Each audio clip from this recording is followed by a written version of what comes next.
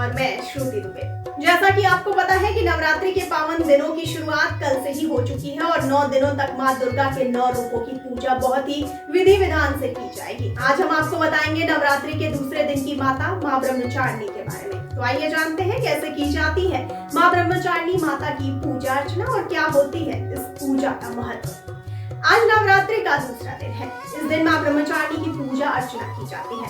शास्त्रों के मुताबिक मां दुर्गा ने पार्वती के रूप में पर्वतराज के यहाँ पुत्री बनकर जन्म लिया।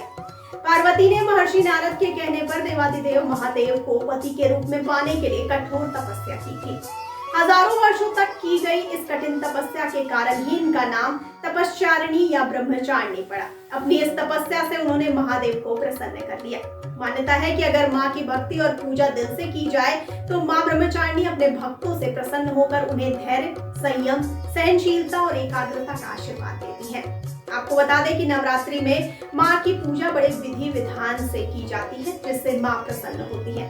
तो आइए अब हम आपको बताते हैं क्या है मां ब्रह्मचारिणी की पूजा विधि और कैसे किया जाता है मां ब्रह्मचारिणी की पूजा।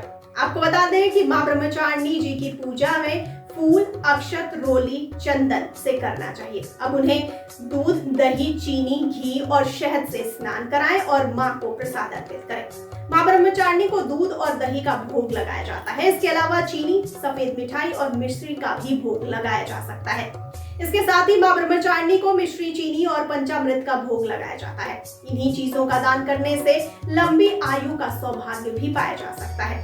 प्रसाद के बाद आचमन और फिर पान सुपारी भेंट करें। देवी की पूजा करते समय सबसे पहले हाथों में एक फूल लेकर प्रार्थना करिए। अब हम आपको बताएंगे मां ब्रह्मचारिणी की उत्पत्ति के बारे में और जानेंगे कि कैसे हुई मां की उत्पत्ति और साथ ही साथ मां ब्रह्मचारिणी की पूजा करने से कौन कौन से लाभ मिलते हैं।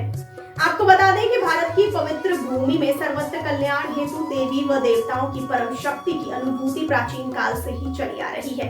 इस माया के प्रपंच में व्यक्ति नाना विधि जीवन में दुख, पीड़ाओं, दरिद्रता, रोग, भय, शत्रु से पीड़ित रहता है।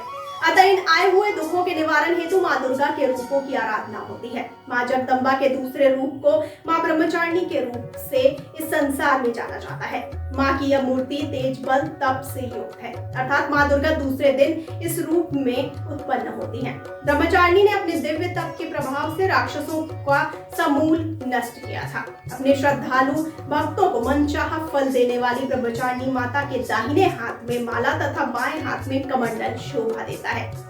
यह उजला वस्त्र धारण किए हुए हैं। ब्रह्मचारिणी का अर्थ सच्चिदानंद से है, अर्थात जो सच्चिदानंदमय ब्रह्म स्वरूप की प्राप्ति करवा दे, यानी जिस देवी का स्वभाव परम ब्रह्म की प्राप्ति करवाना हो वही ब्रह्मचारिणी है। इनकी आराधना से व्यक्ति के जीवन में संयम, सदाचार, आत्मविश्वास, तेज, बल व सत्व गुण बुद्धि का विकास होता है। अविवेक, असंतोष, लोभ आदि का अंत होता है।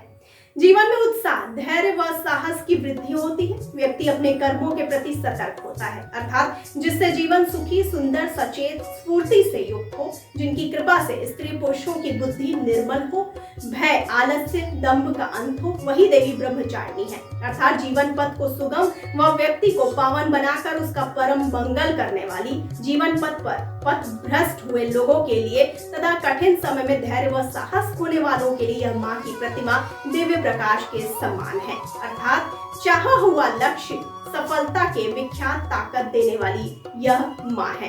तो आज आपने जाना नौ दुर्गा में दूसरी माता ब्रह्मचारिणी के बारे में। कैसे करें इनकी पूजा, क्या है इस पूजा का महत्व और मां की उत्पत्ति कैसे हुई। कल फिर मिलेंगे हम और बताएंगे देवी मां के तीसरे रूप के बारे में। तब तक के लिए बने रहिए और देखते रहिए TTN 24 और मुझे दीजिए इजाजत। धन्यवाद।